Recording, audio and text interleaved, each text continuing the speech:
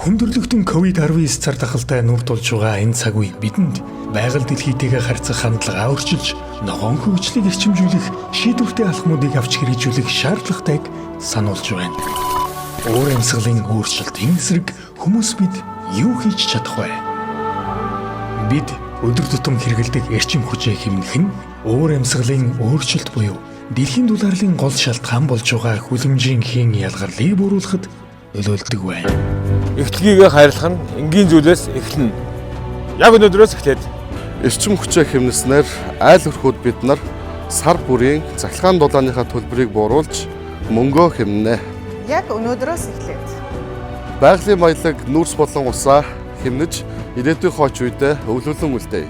Яг өнөөдрөөс эхлээд эрчим хүчээ хэмснээр Монгол улсын хүлэмжийн хийн ялгарлыг бууруулна. Яг өнөөдрөөс эхлээд Засгийн эрчим хүчний импортыг бууруулснаар гадагш урлах зардлыг хэмнэж чадах юм а. Хэмсэн зардлыг бусад нийгмийн арга хэмжээ зарцуулах боломж бүрдэнэ. яг өнөөдрөөс эхлээд Эрчим хүчээ хэмнэснээр байгаль экологийн тэнцвэрт байдлыг хадгалж үлдэнэ.